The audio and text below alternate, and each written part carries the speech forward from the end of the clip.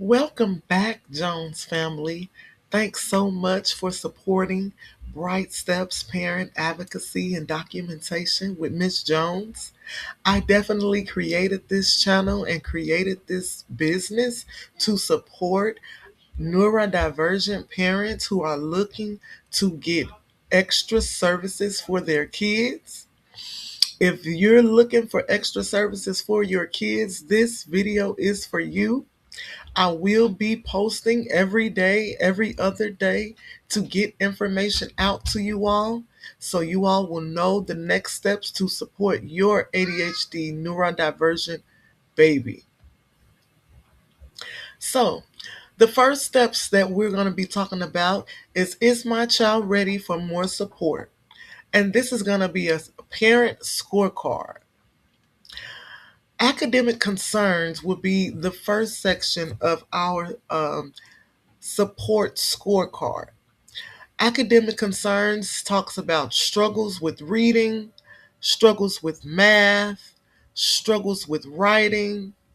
It also talks about communication between classmates and falling behind classmates, homework causing frustration. My son, he does not even bring the homework home. I had to create a plan for him between me and his teacher for him to bring the homework home just so we can make sure that he's getting it done. The second section consists of behavior concerns. If your kid has frequent meltdowns, have aggressive behavior, she has a difficult time following directions, and a difficult time staying on task, frequent behavior reports from the school.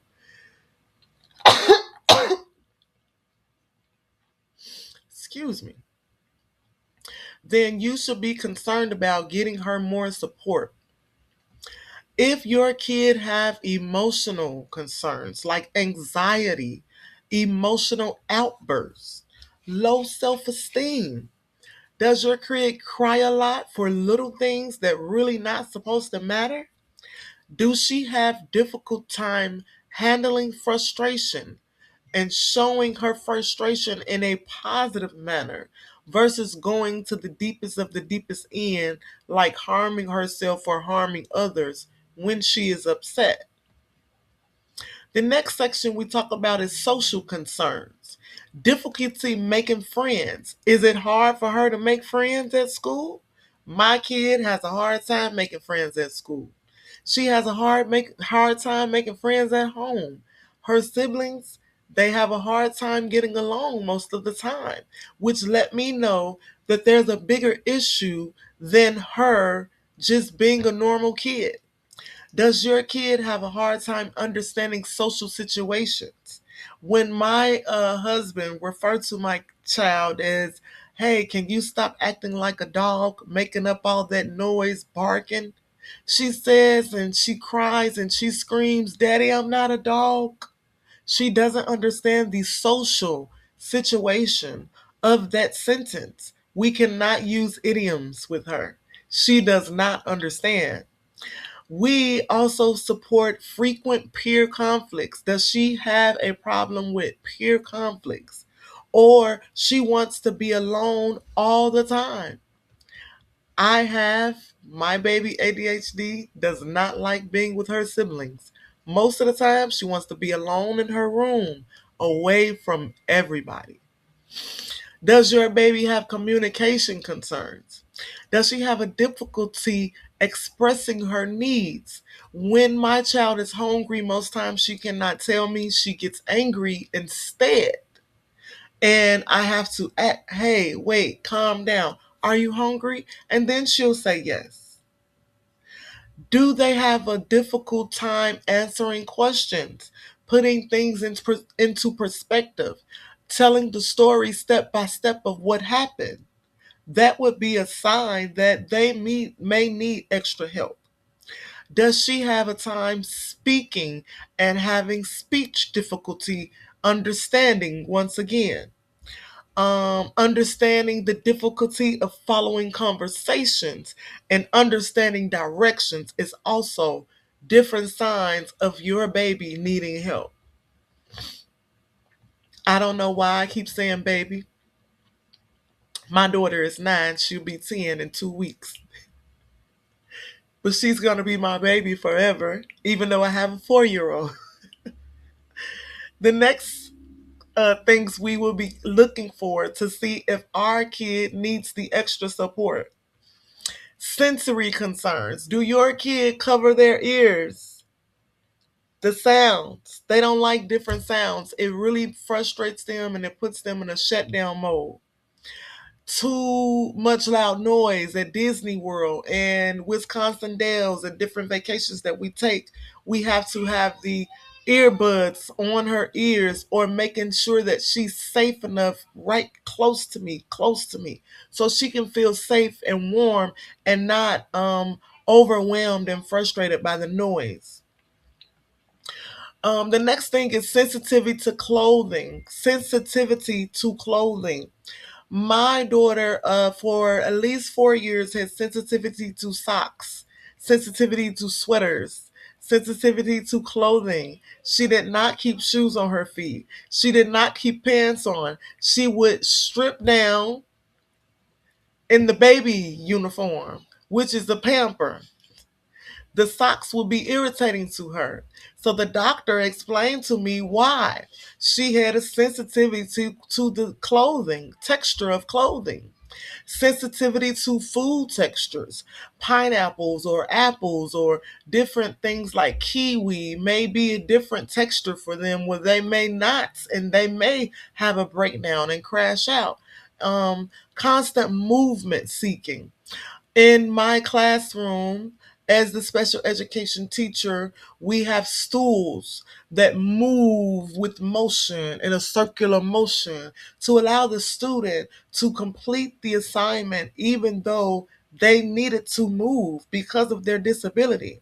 Most of my students were fighting over it, and I had 7 stools. My class was a 24 class. Everybody didn't get a chance, so I had to make a schedule of who gets the stool on which day in each 7 kids per day.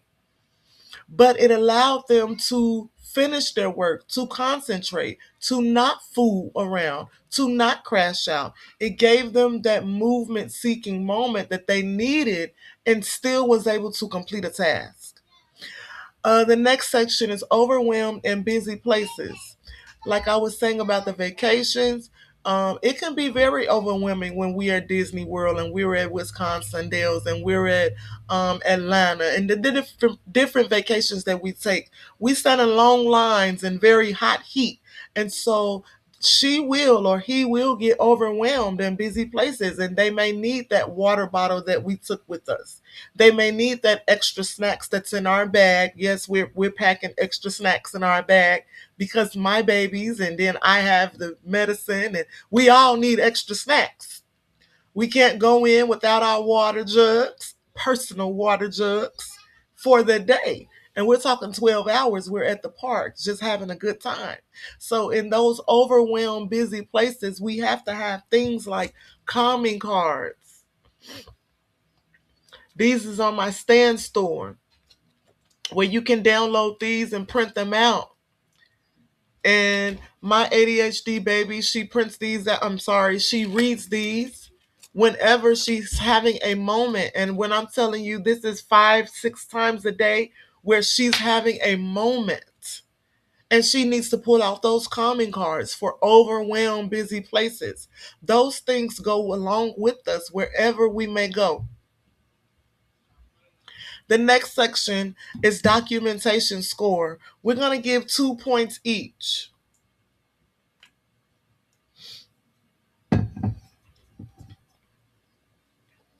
2 points each for each parent that is that good parent. And no, I'm not saying you're a bad parent because you're not documenting. I had to learn how to document. This video is so you can learn how to document. So no.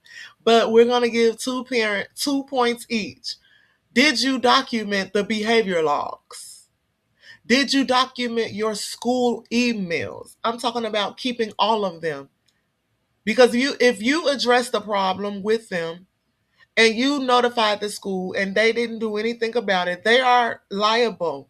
They can be held liable. Did you document report cards, progress reports, doctor documentation, therapy documentation, teacher concerns that you sent this to the teacher and she didn't address the concern by supporting you at the school with the things that she's doing with your child at school that supports that behavior concern at home? Which is why it's so important for us to document at home, because our behavior concerns start at home. They don't start when they get to the schoolhouse. You may find a few different things that happen at the schoolhouse, but most of these things start at home.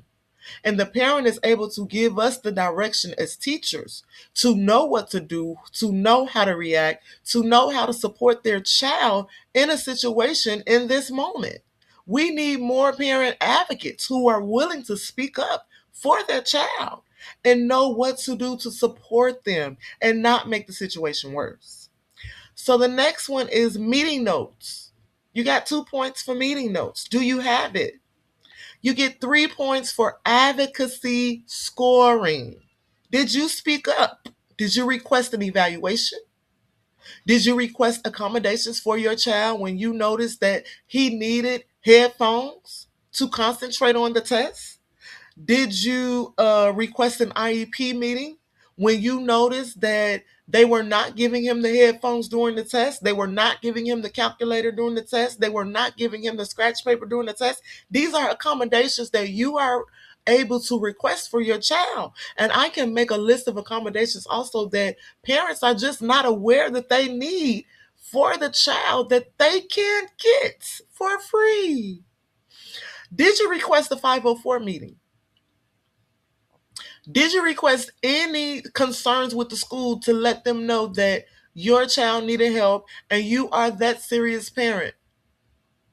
So the scoring results would definitely show 0 to 15. You started to document.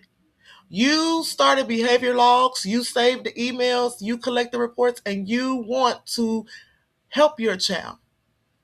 16 to 30, it says build your evidence. That means you need to gather evidence, gather documentation. You need to meet with some teachers. Email them if you can't meet with them. I used to email my parents all the time because they were not available for a meeting. So we would keep in contact through email, through Class Dojo. Request additional data so you can keep track of the beginning of the year, what happened, the middle of the year, what happened, the end of the year, what happened. In the beginning of the year, we are basically looking at the things that says, what are we starting with to make a goal for the middle of the year, we can reach that goal.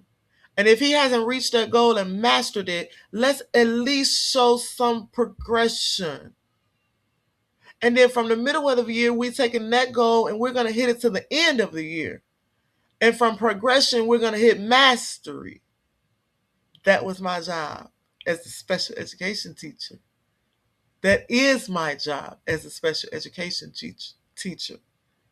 It's summer now, so. 31 through 45, request support. You need to request evaluations. You need to request accommodations. You need to schedule a 504 meeting, an IEP meeting.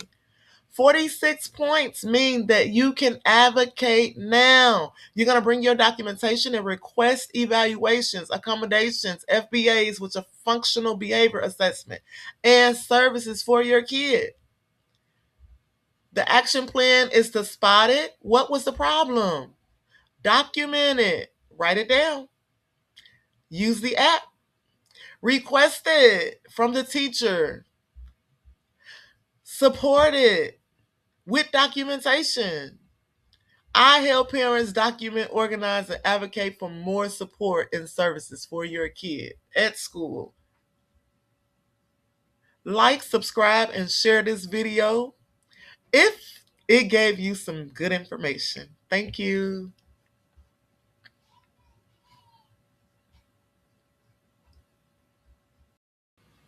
Welcome back.